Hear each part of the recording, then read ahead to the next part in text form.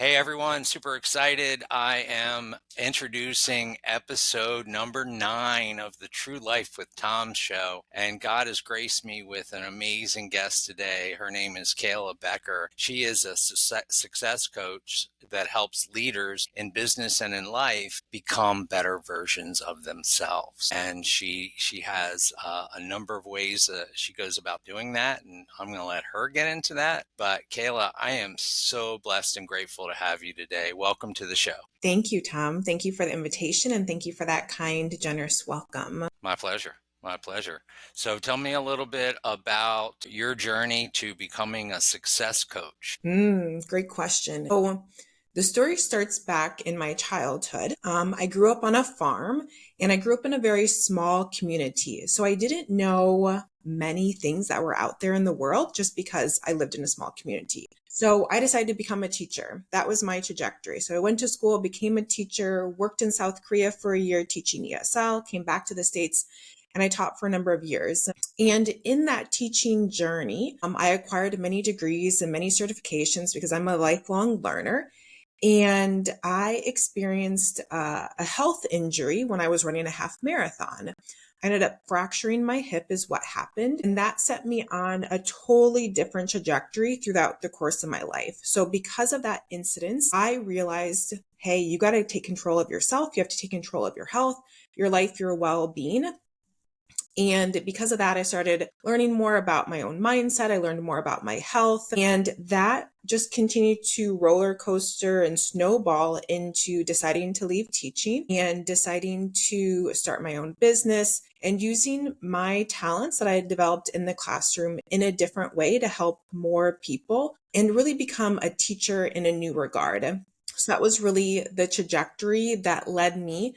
I found a new version of success for my own self and my own life and health. And I am passionate about helping people find better versions of themselves because even though many people and myself would agree that I was a great individual before the hip fracture, it really accentuated and provided an opportunity for me to grow and develop through the challenge and through the opportunity. Wonderful. Wonderful. So when did you start your success coaching business? When did that get started? So the injury happened in 2018, and then in 2019 is when I ended up starting the business. So fall of 2019, I really, in all honesty, never had the idea of starting a business. It was a coach and mentor that I had after the fracture that was like, hey, you should become a coach. You should do something in addition to what you're already doing. So that seed was planted and he kept watering it, watering it, watering it, watering it for me. And then that's how it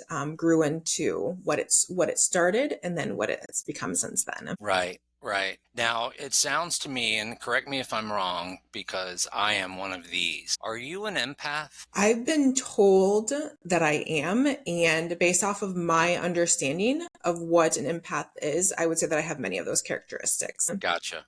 And what does an empath mean to you? Because it, means a little bit different things to different folks. So for me, an empath is someone who feels very deeply from other individuals, who resonates with them, and also someone who is really great at using some of their intuitive sense and all of that. That's how I would describe it. Is that similar or different from your No, definition? it's a great definition. All I would do is maybe add a little bit to it in that in my case, I am able to feel immediately when I walk into the room next to another human being if they are in a posture of joy and power Hmm. or if they're in a posture of fear and sadness. Mm. I try not to take that feeling on. Find out, do you find yourself in your coaching sessions, phone, video, or whatever, do you find yourself taking on any of the issues of your clients? Or are you good at compartmentalizing that? Yeah, that's a great question. I would say one of the greatest things that I do is I walk my dog twice a day. And because I move the energy and I'm very cognizant of moving the energy.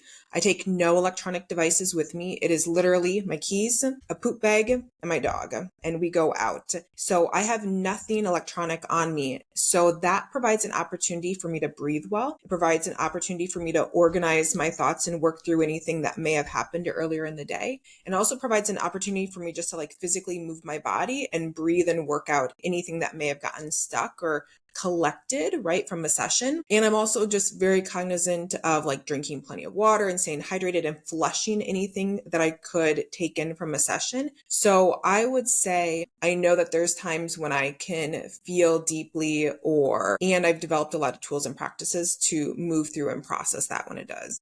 Gotcha. Well, let me ask you this: as a chronic empath, I think I'm terminal. Maybe you can give me some tips on how to better adjust my energy to those interactions. Because there has been times over a number of years where I have those conversations, and you feel like, oh my gosh, I got to do something, and it's really not your responsibility, perhaps, Mm-hmm. right? Mm-hmm. Mm-hmm. And so when you're focusing on coaching session, Mm-hmm. you obviously try to draw a baseline. So how do you know when someone comes to you, or what do you say when someone comes to you? What are some of the first steps in that conversation to kind of understand how you can bring your value? How does that unfold? Can you share a couple questions you'll ask Yeah. a client? Yeah, so I'm going to step back to you being a chronic terminal empath and stuff like that. Okay. And, a couple of the tips that I would share is one thing is that I know that I can own my energy and you can own your energy, and everyone can own our own energy for whatever that may be for us. And I'm also a big believer in telling myself, like prepping myself for what I want to have happen. So in the aspect, like if I would go into an event and I'm like, man, there's going to be a lot of different personalities here. This could like really like suck a lot of my energy from it, right? Just because that can be very draining. And then I tell myself, you're going to go in, you're going to have a great time, you're going to interact with the right people, and you're going to keep the conversation where it should be, and you're going to leave well as well. So I kind of like prep myself mentally and tell my body what I want it to have happen. But then when that does happen, and if it does feel as if I've lost some energy or it's been leaked out or I've given it away, right? Because I don't think anybody takes anything from us. I think that we unconsciously give some of that energy to them without us consciously knowing, but unconsciously we have a pattern of doing so. So we just kind of like, here you go, take some of this energy for, Love that. yeah. Then it really comes back to, well, how do I ground myself? Because again, like I'm in control of me, you're in control of you, everyone's in control of themselves. And we can forget that, right? Like we can forget the amount of influence we can have on ourselves. Okay, so how am I going to ground myself? Does that mean I'm going to go sit on my patio and I'm going to put my feet in the earth and I'm going to sit out there and enjoy the sunshine with my dog? No phone, and just close my eyes and just soak up some rays, right? Like what is the next best thing for me to do? So that's my answer to that first question. Does that make sense, or any thoughts with that? It does. Yeah, I definitely want to follow up with that. One of the things, there's a couple of things that I have as far as daily habits. So I get up in the morning, brush my teeth. I do it left-handed now because I'm trying to create some new neuro pathways at I love it. 58. So I'm doing stuff like that, putting the belt on, my belt on a different direction, driving different paths home. I want to create those new neuro pathways, but so I put cold water on my face, and it really, if I take a shower, I do a regular shower, and then I finish ice cold Mm-hmm. to try and shock the system. And then one of the things I really love doing, and you already mentioned it, we have three dogs, so I put my feet in the ground in the grass, my face in the sun. But the caveat here, and thank you, I will not take my phone outside anymore, Mm-hmm. because what I'm doing is I'm diminishing the power that the source gives me from the earth. Yeah, you're like counterbalancing it then, right? Like you're negating what you're doing. Right, right. So I took that value lesson from you just now. But yeah, that's all I had to add along those lines. Yeah, I love it, and it's, the most beautiful thing that I always come back to based off of what you said your morning routine is, none of that stuff costs you extra money. Standing outside barefoot, putting your face in the sun, leaving the phone inside, cold water on your face, brushing your teeth with your left hand. Like, none of that costs extra money to improve the quality of your life. It's new things you've added in, right? It could be a habit change. It's a new thing you've added on. There's no cost to it, right? It's just your choice. And that's what I think can be so powerful about many of these aspects is we think it has to be complicated. We think it has to be hard. We think it has to be whatever the list of things a person wants to say. And it can actually be a lot easier than what we perceive it to be. Right. Right. So take me to the second question. Mhm. I'm coming to you today. I found out I was referred by a friend, and I heard great things. And we're meeting for the first time. Take us through the first couple of thoughts, questions that you start with to try and understand the human you're going to impact. Yeah. Great question. One of the most important questions that I enjoy asking is really understanding who they are as a person and what's your current reality like right now and where do you want to go? Because everyone has a current reality, and everyone, if they're typically talking to someone like myself or someone comparable, they have a destination that's different from where their present self is, right? Like there's some type of disconnect. Because then the question is, okay, if you are here and you want to be here, can my approach, can my coaching, can my support bridge the gap between the two? Because that's really what it's all about. Like, how can I help create a bridge for them to walk across that bridge to get to their desired destination? And also understanding when we walk across that bridge, am I the right person to walk with you? Or going back to the idea of energy, is there a discrepancy in energy where it's not the best fit because maybe it's not the most comfortable, or you want a different type of personality, or whatever it may be? And that's on both sides of the street, right? Like, it's important for them to know because they're the individual who's coming for support. And if they don't feel valued or appreciated, or as if they can trust and share openly, then I'm not the right person, right? Because we need to have that easy conversation between the two. And it also has to be someone who I feel like, yeah, like I want to work with this person and I can see how we can move across that trajectory. And it's going to be a beautiful partnership. One of my favorite things is to create long lasting relationships with my clients. And I have many clients that I've worked with for years. Now, does that mean that they haven't moved across that bridge? No. What it means is they like where they're at now and they want to stay where they're at right now, and they want to maintain that momentum. Because if we change something or if we do something different, that can shift things. And we also have new opportunities and we have new obstacles and new things that happen in life. And it's okay, well, now how do we overcome this? Or how do we problem solve this? Or what could this look like for me? So life always throws us curveballs, as I like to say. So, how do you want to handle those curveballs, and how are you going to dance with it, as opposed to being so rigid and stuck in place that it's like, well, you're not moving. And that's a problem because life is still moving like a river, right? Like life's a current, and what's currently happening is a current that's moving downstream. But if you're a rock, that's a hard place to be. Well, let me ask you this. This is a very personal question. How do you always come across as such a bright light? What inside you have you learned from your teaching and yourself to bring such a beautiful energy to humanity? You're one of my favorite people because I just look at you, even on your Facebook profile picture, and it just screams out, hey, it's okay.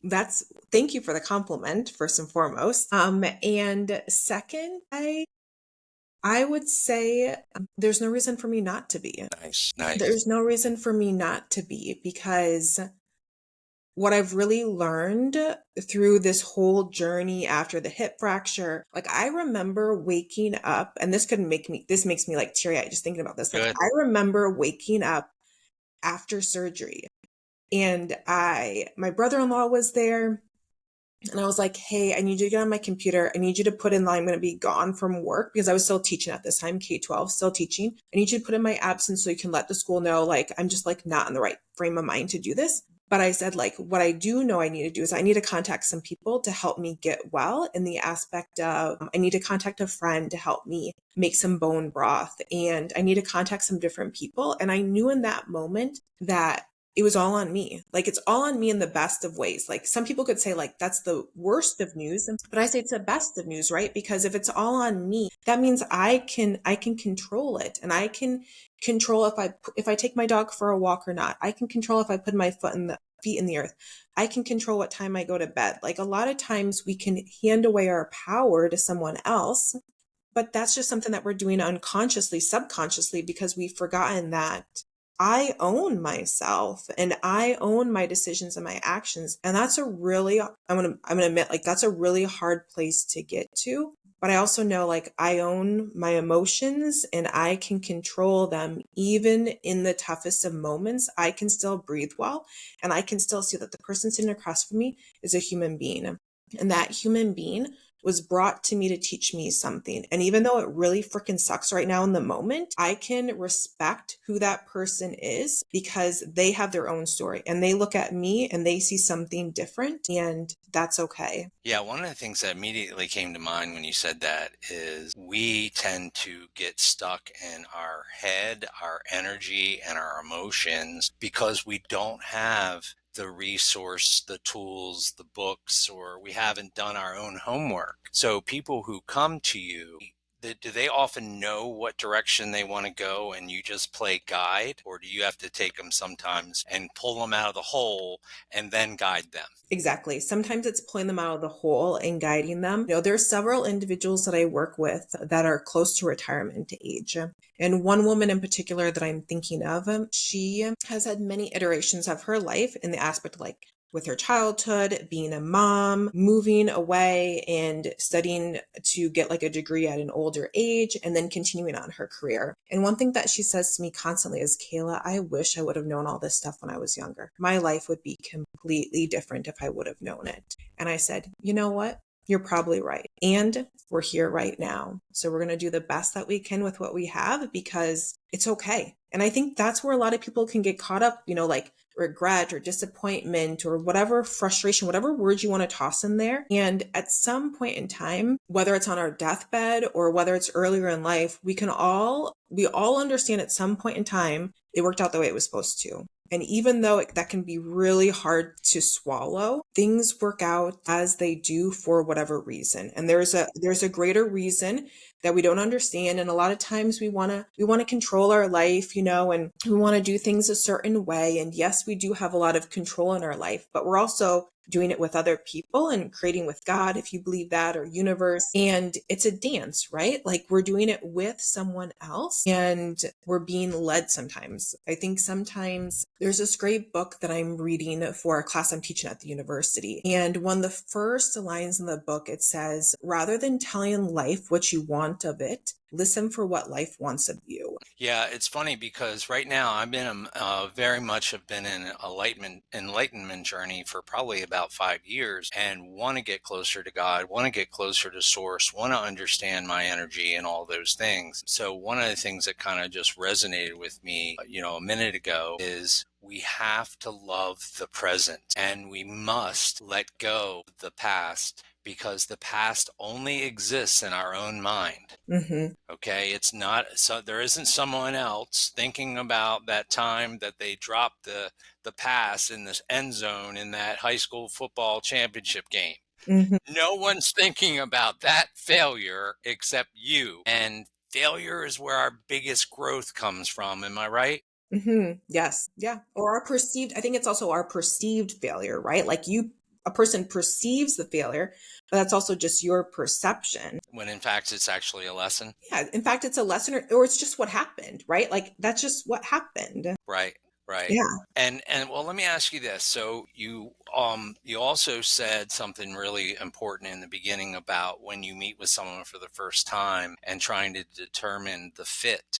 Mm-hmm. Have you had situations where right off the bat, both of you knew, you know what? Our energy really is in alignment. I think we're both good people. Is it okay if we just go away as friends right now? Yeah, of course. Of course, and sometimes people circle back, right? Because sometimes people change or something shifts and it becomes a good fit. But yeah, I mean, and there's no harm done. There's no foul with that or anything. Like to me, that's honesty, that's leadership, right? To be able to state that and to share that and to know that that can be received well. Some people aren't able to receive that, and that causes more conflict. So, yes. Well, energy is everything. And I talk to people about that all the time is that even if I go into a place or a situation, I don't feel awesome. But just like you said, bring the intention to Hmm. be of value, to be of Hmm. service, to be kind, to be pleasant. Hmm. What keeps you dialed in? You mentioned a couple things about grounding your dog, detaching from electronics. What other things really feed the power that you have inside you and the energy that you deliver to your clients? What helps you feed that? Yeah, well, in addition to all the things that you mentioned, high quality, good, nutritious food is really important to me to fuel my body well. But also, how do I fuel my mind? There's a really great quote, and I'd have to look up who said it, but it's basically the essence is to stand guard at the doors of your mind. And it's talking about that's one of the most important things that we can protect is what information are we taking in and is that of high quality information. So I think, for me, some of that looks like the books that I choose or the podcasts that I listen to and making sure that though that information is of high quality and of value that's going to support me in my own growth because I know if I can grow myself, it's going to spill over to all other aspects of my life. And I also know, touching back on something that was stated earlier was thinking about the present moment and, not focusing on the past. I do a lot of journaling. I do a lot of writing because I think as a society, we tend to be underwritten as in we store information, we store stories inside of us and those can weigh us down. So doing more writing. And if you're not somebody that wants to verbally talk things out, right? I have a lot of clients that do well because they are very much verbal processors. And if you're a verbal processor, fantastic. And other people do well just writing it down. So it's not kept in their head because then that becomes really clunky. And that becomes really heavy and you're storing all this stuff and all these thoughts and all these feelings and all these emotions and they're here from years and decades behind you, but that weighs you down. And it also affects your present moment, right? Because one of the best things that I heard recently in a book I was listening to was your present moment is a present, right? That's a word play. Present moment is a present moment. And it's present from your earlier thoughts, beliefs, mindsets, perceptions that's then creating your future, right? The present moment, simply because negative energy a person is sending out or, oh, that's not going to go well because it didn't go well last time. And even though you know there may be a lapse, right? From when you think these thoughts to when this thing happens, you're still pre-sending those experiences into your present. Wow. It's funny because that really kind of hit me because we bring all of the past into our present moment. And I never really thought about that. And it's like, we want to have a clean slate and we want to be facing a new conversation or person completely fresh, but we Mm-hmm. bring prejudice and past experiences and past interactions into a new one. Mm-hmm. So Mm-hmm. that's why I like the clearing that you talked about, in that when you come to a new interaction, you come completely with a clean slate and you're just ready to experience that energy exchange. And let it flow through you, right? Rather than on to any of it. To me, that's the most important aspect of breathing well, because if you can breathe well, you can recycle the stuff that's coming into you from other people and experiences, and you're not trapping it. If you're breathing in your chest and you have a very short breath and your shoulders are going and stuff like that, you're not exhaling out all the stuff, but you can be a more open vessel if you want to use the word vessel, if you're breathing well and you don't trap any of that stuff in you. Well, speaking of breathing, I've heard from Gary Brecka and a number of other health and different type influencers that recommend that you take 20 to 25 deep breaths at least 3 times a day. Tell me what your breathing is like. What do you do? Do you have any routines as far as breathing? It's a great question. And in all honesty, no, I don't have any specific breathing routines. I would say that the most important thing that I do is just when I'm walking with my dog and not having any electronic devices or any other stimulus so I can focus on my breathing and breathing low and slow, and make it a habit, right? Because breathing practices can be fantastic.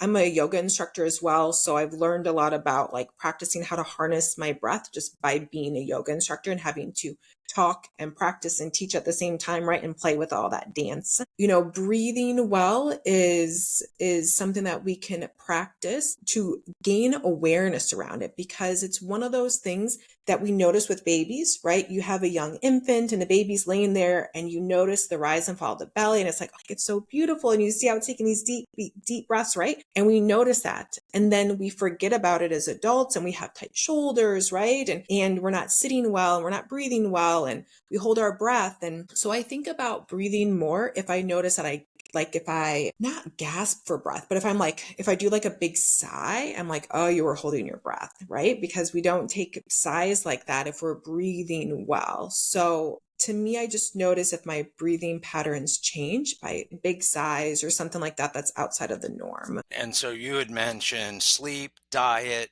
breathing, grounding, disconnecting from electronics, so many beautiful things that we should all be doing. And I'm doing some of them. I definitely want to do more of them, especially electronics that you had mentioned. One of the things I'm getting in the habit of doing is not taking it to bed and not taking it to my room. One of the things I heard recently that you may want to turn Wi-Fi off at night.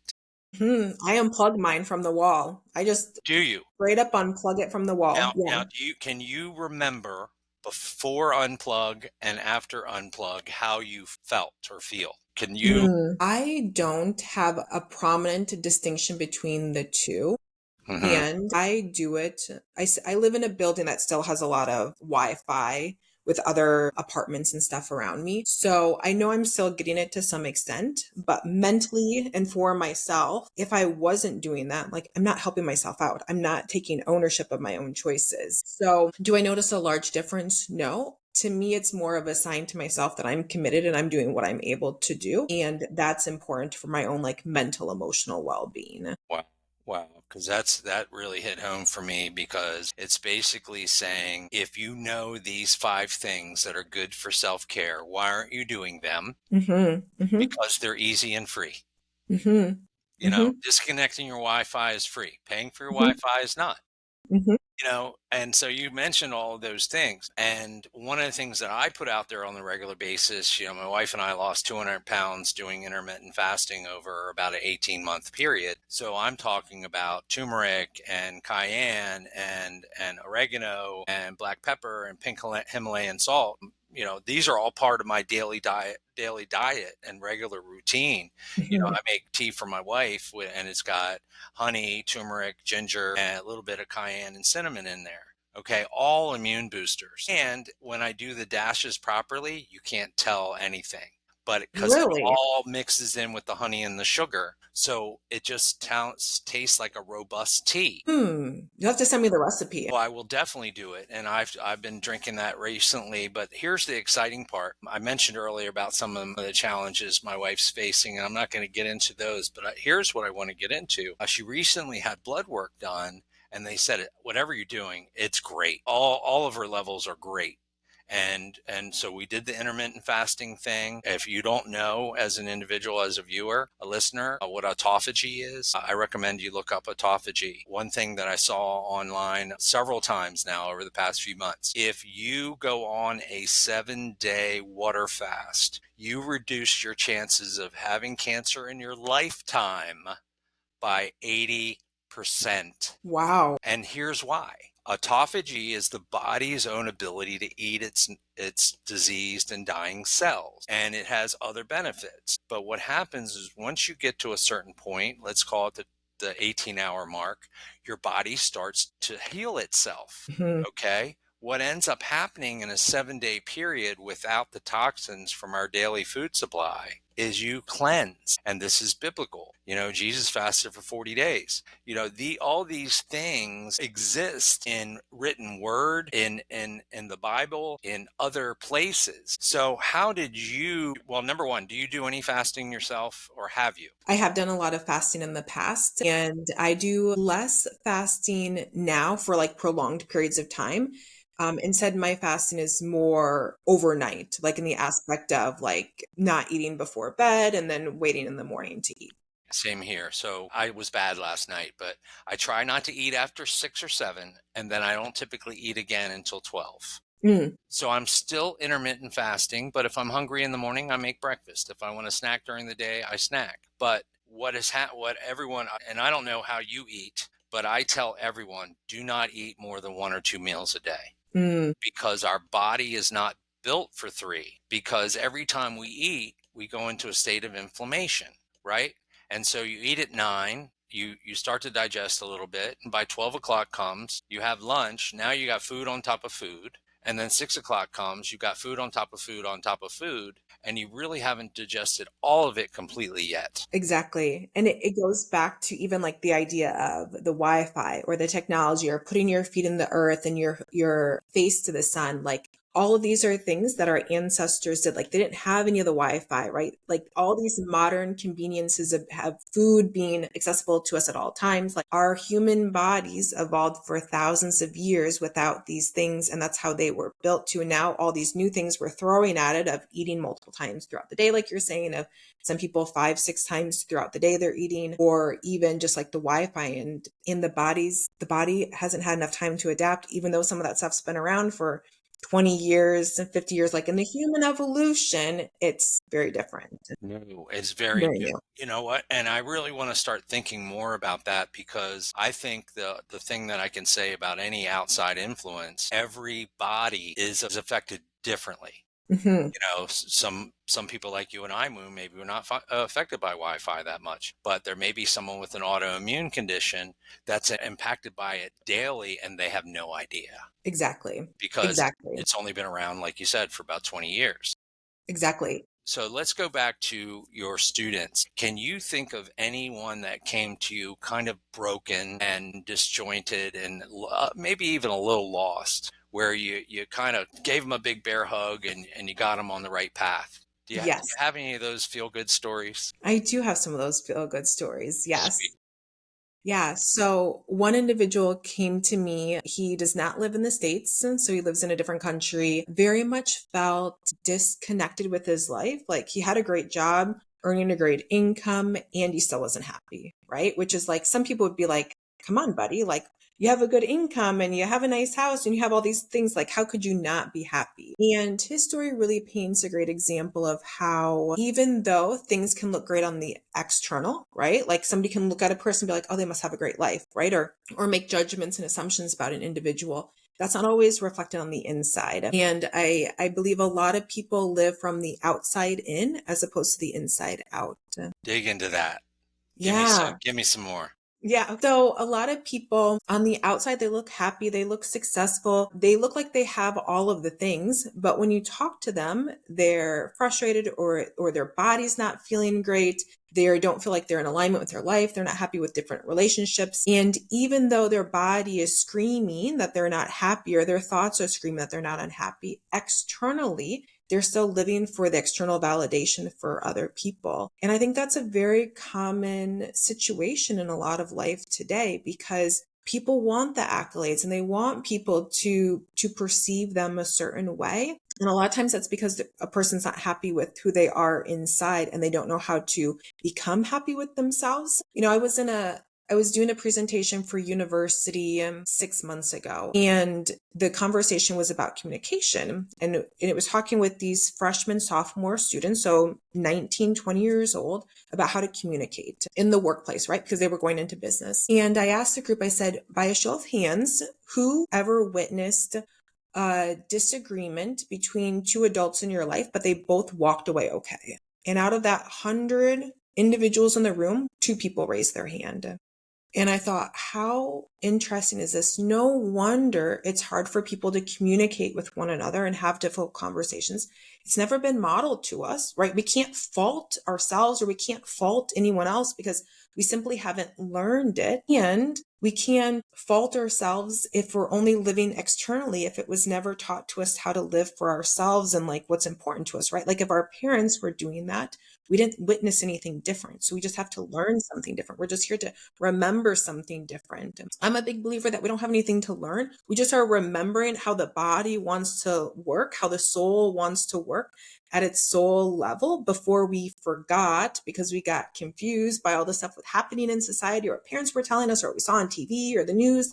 we get confused. And now we're just trying to peel back some of those onions and remember something that's better for us. So going back to that client, came to me externally, looked great, and he was living very externally, but he wasn't happy internally. So with him, it was a lot of creating a plan for him to figure out, okay, who am I?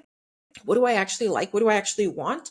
And what am I going to do about it? Right? Because at that point, once we know something, we have two options. We can either say, okay, I'm going to do something different, or we can say, nope, I'm just going to continue on this course. We always have decisions. And that third option is to pause and to think about it and then to decide, okay, like I could do that. I could also do this. And which one's going to be best for me?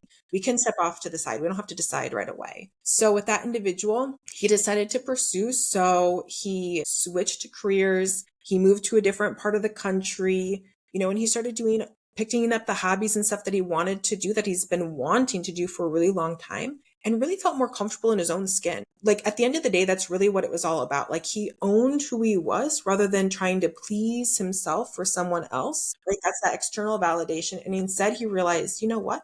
Like I'm good enough the way that I am. Like I'm an okay person. I can obviously grow and improve, but I don't have to have any shame about who I am. I don't have to hide any aspects of who I am. I can live and be myself, which then gives other people freedom and permission to do the same. So Why do you think we're so hard on ourselves? Why do you think we're so hard on ourselves? Why? Well, no, I have a better question.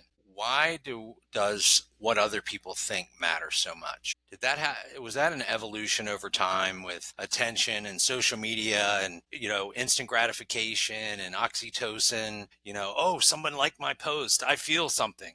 And you get a shot of, oxytocin or whatever other hormone. Do you think that's a new phenomenon that we're kind of stuck because of technology? I believe that technology plays a large role in it, especially because many of us are married to our phones, right? Like our phone goes with us everywhere. We wouldn't think of leaving our house without the phone. A lot of people wouldn't think of leaving their house to go for a walk without their phone, right? Like you really have no need for it. And yet comfort, right? We have this sense of like comfort, familiarity with it.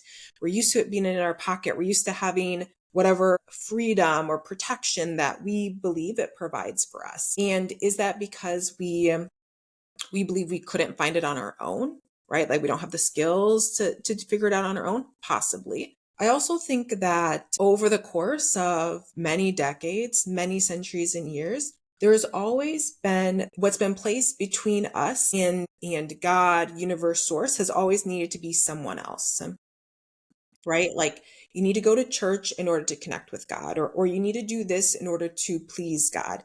So it's always been this middleman in order for us to be accepted or to be loved or to interact with God, that we could never do it through like a direct connection, if that makes sense. This is more of like a new thing that I've been thinking about and contemplating over the last 2-3 months. And again, this is from like a book that I read. So it's a new idea, and it very much resonates with me because that puts in, that idea puts in that we are unable to do it on our own. And we need something else to help. So then how can I really trust myself if I can't connect with God, but I need to trust somebody else that's going to help me connect, because I'm not good enough to do it on my own, because I must be flawed or not able, right? Whatever words you want to put in Right. there. Not righteous enough. Yeah. Like puts in that hiccup in the road, right?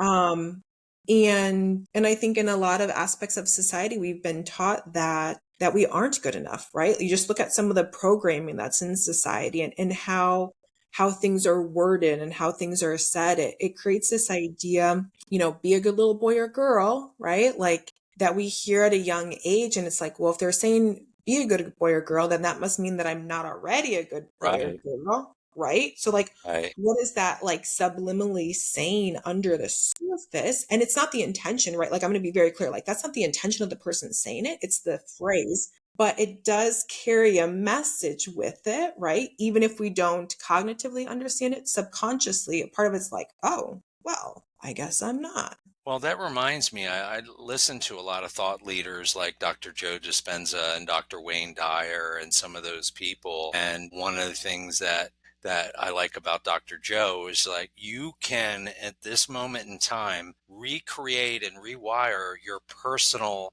reality. Your personal reality is your personality. Mm-hmm. And so when we get stuck in all this programming from childhood, and we're all stuck in programming from childhood on some level. Hmm. I know a few people, they're radical transformation therapists, and that's where they start. They always start in childhood. Marissa Peer, Brad Chandler, some of these other people that I know of or know personally. And so getting back to the individual we were talking about earlier, how did his transformation unfold, and how did that love and appreciation for that come back to you? How did that reward come back to you? I get so much joy receiving messages from my clients of them being excited about something that they did. Whether it was this client that I was speaking of earlier or another contact client that contacted me and wanted to share good news about how his business was doing. And I will tell them, I was like, this brings so much joy to my face because I'm so happy for them. Because when they win, everybody wins, right? Like I really think about this ripple effect of, and it's true. If we give ourselves permission to be who we are, we unconsciously give permission for someone else to do the same. And we may never know who that person is that sees that or who hears that message or how that changes them.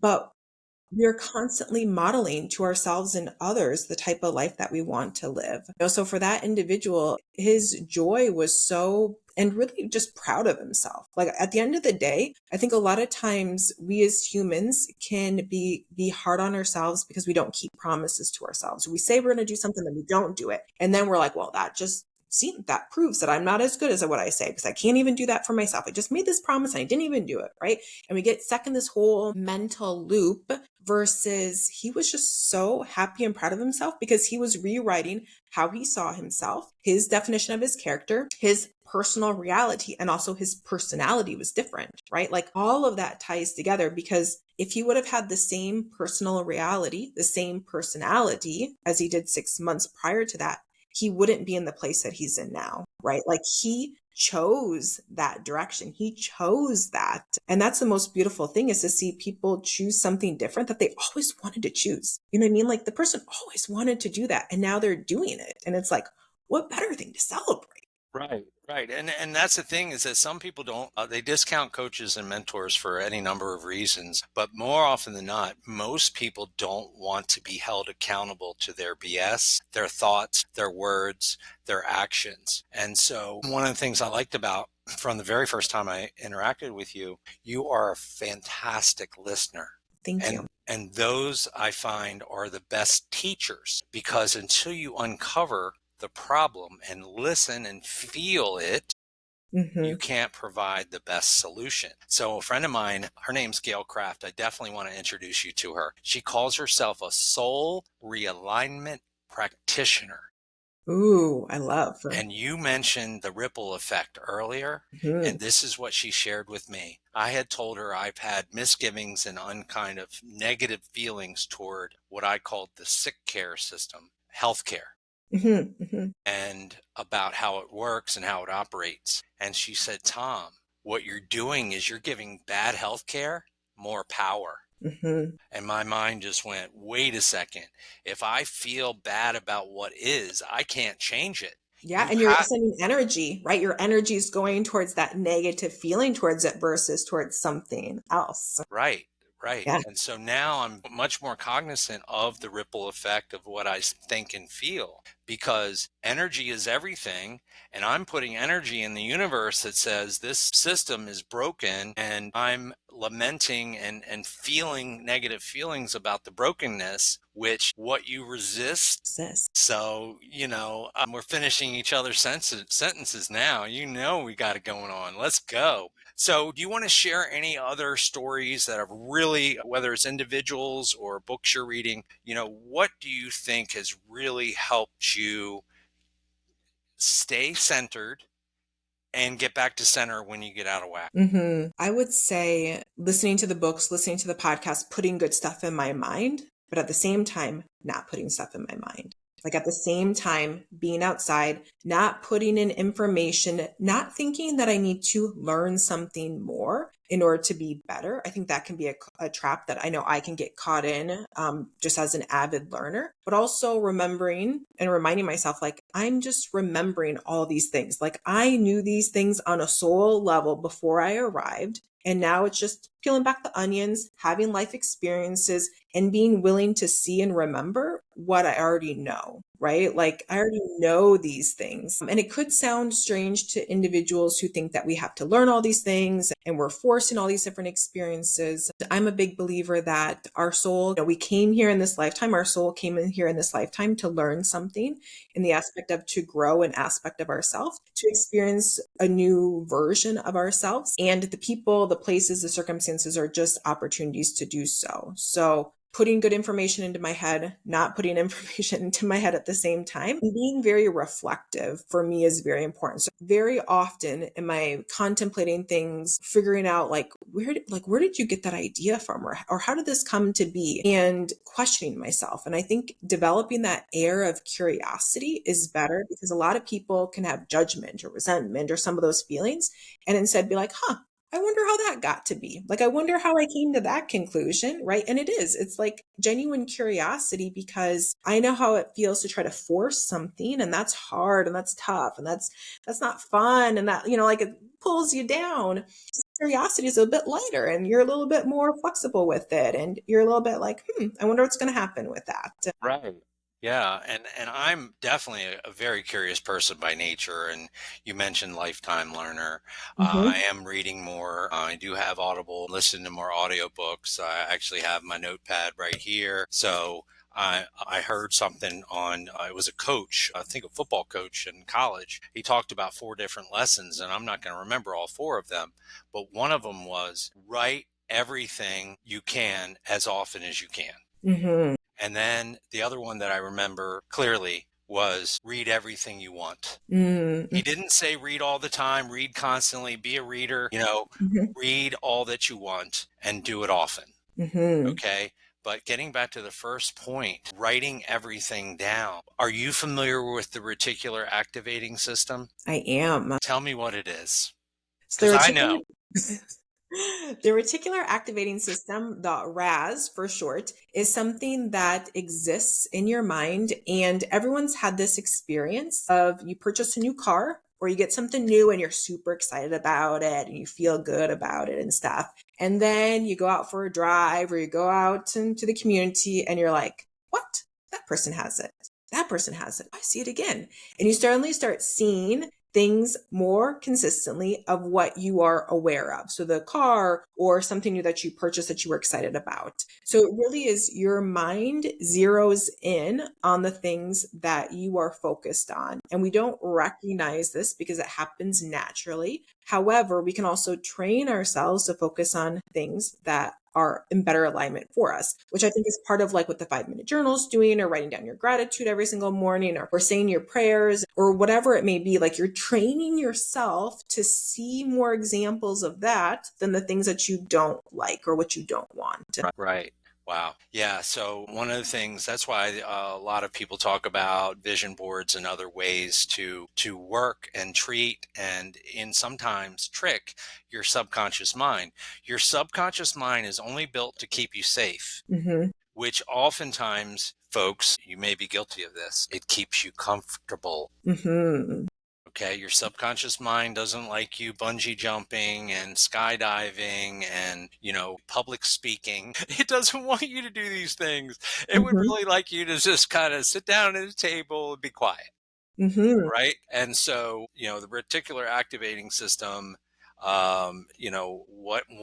what happens for and you can embellish on this when I finish. When we are focusing on things in our subconscious mind, or like you said before, you keep seeing the same thing over and over again because you bought a new car. When you write things down, when you play videos, when you create a vision board about the future life that you would want, your subconscious mind starts working in that direction. Am I right?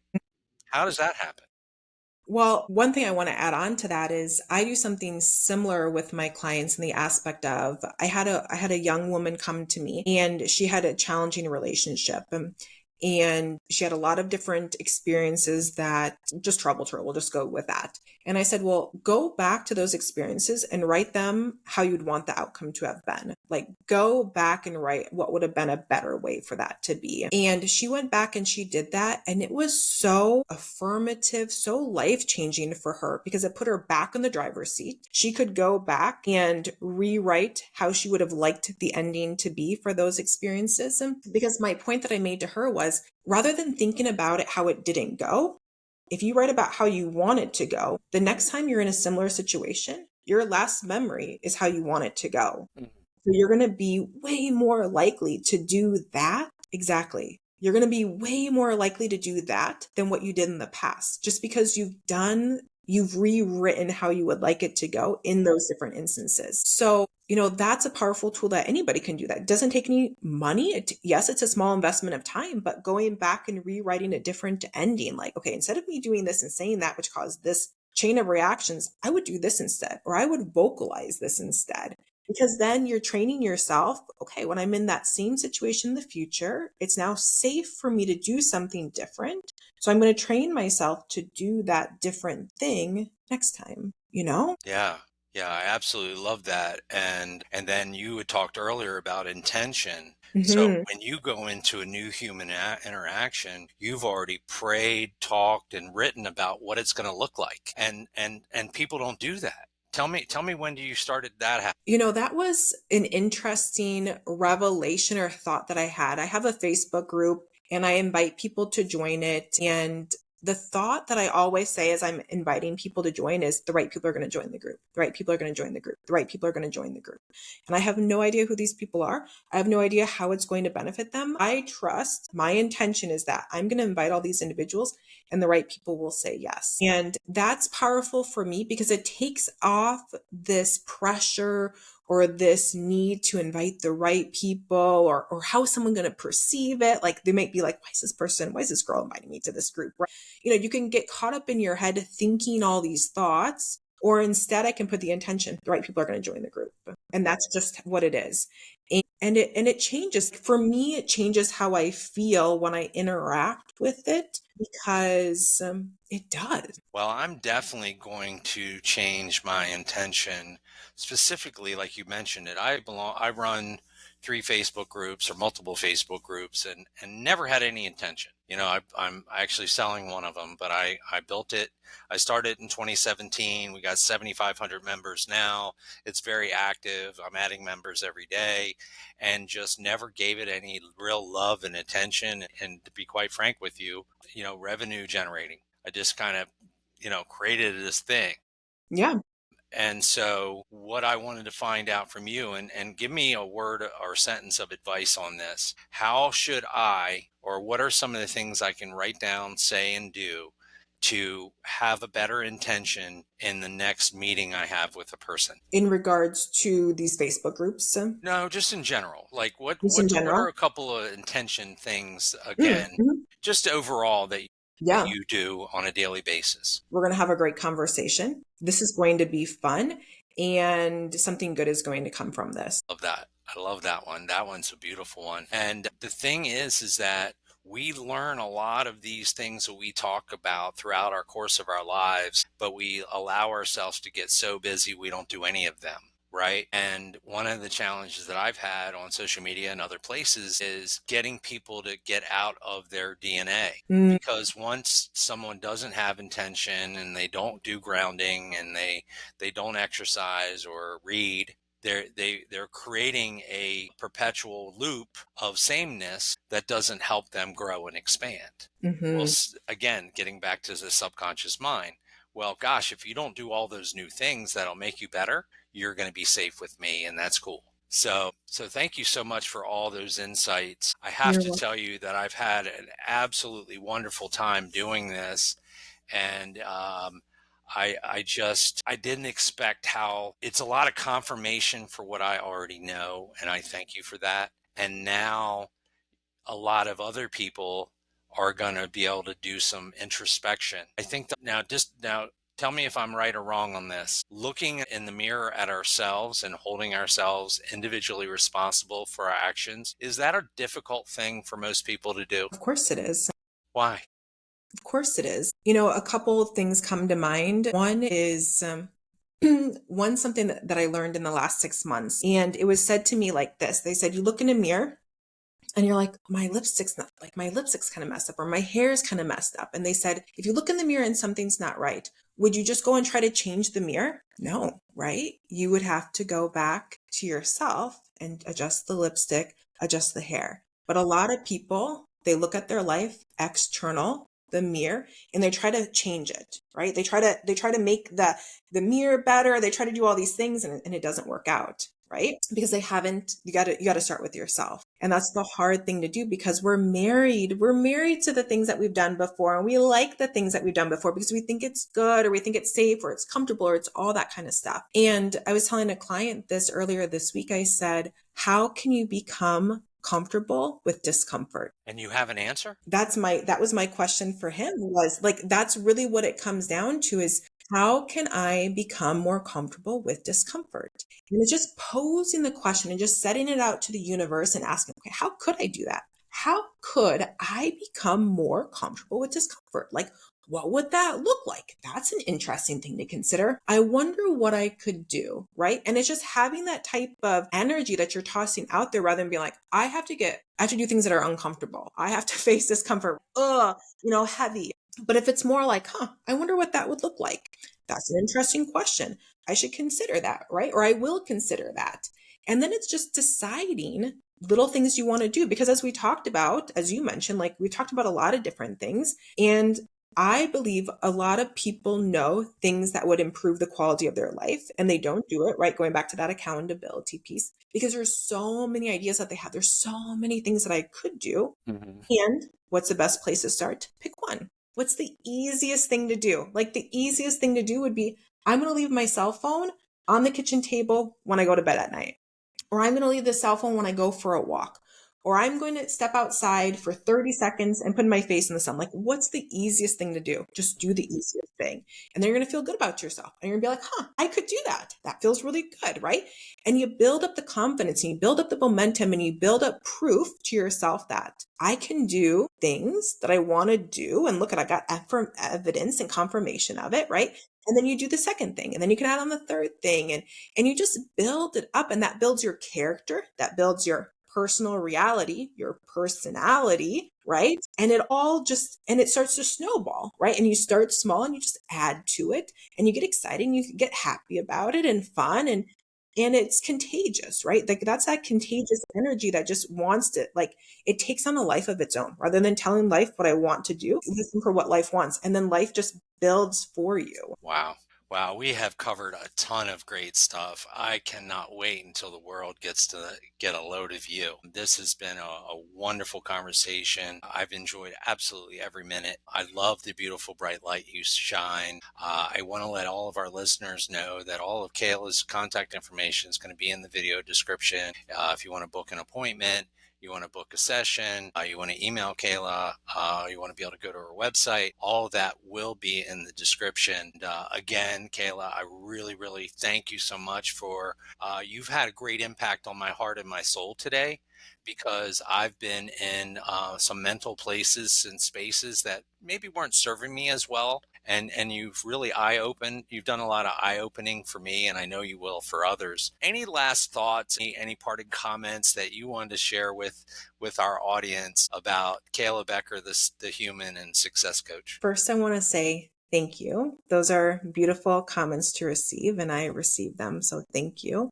Namaste. And namaste. And I'm excited for people. Like beginning and end of story, like I'm excited for people. And that again can makes me tear up. But there's so much potential and there's so much good stuff that each of us can unlock within us. And I believe that with every single person that I interact with. And I believe in the ripples, and that brings me so much joy. So I'm excited for everybody. Thank you so much.